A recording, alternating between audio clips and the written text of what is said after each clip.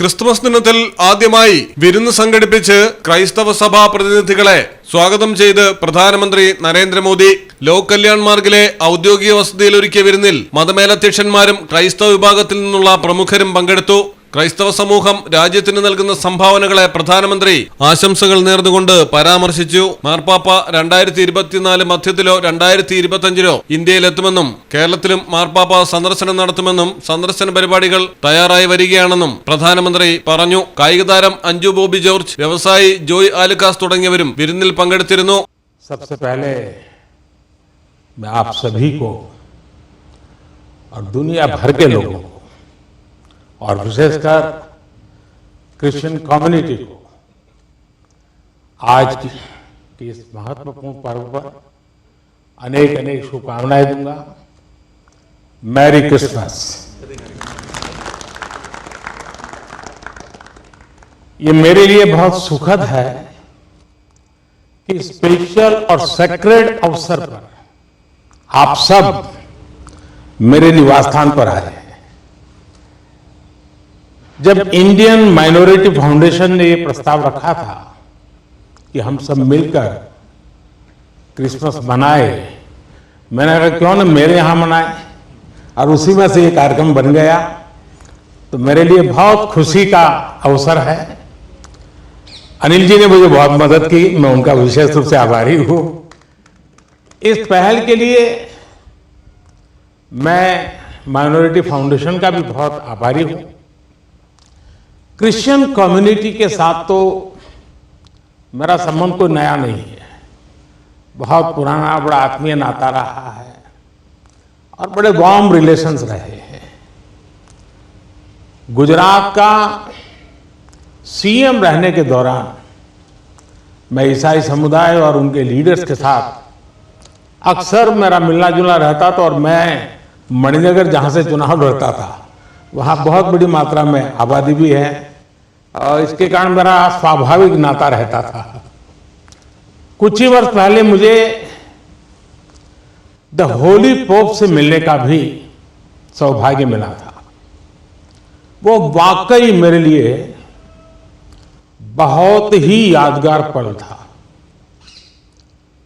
हमने इस धरती को बेहतर जगह बनाने के लिए social harmony, global brotherhood, climate change और इंक्लूसिव डेवलपमेंट ऐसे कई विषयों पर और लंबे समय तक बैठ करके बातें की थी।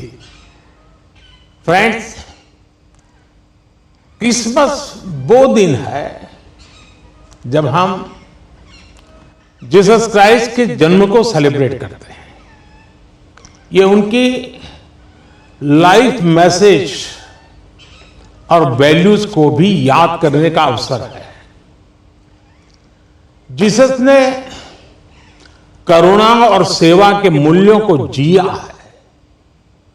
उन्होंने एक ऐसा समाज बनाने के लिए काम किया जिसमें सबके लिए न्याय हो और जो समाज समावेशी हो, इंक्लूसिव हो। हमारे देश की विकास यात्रा में यही मूल्य एक गाइडिंग लाइट की तरह हमें रास्ता दिखा रहे हैं। साथियों, समाज जीवन की अलग अलग धाराओं में हम ऐसे कई समान मूल्य दिखते हैं जो हम सबको एकजुट करते हैं।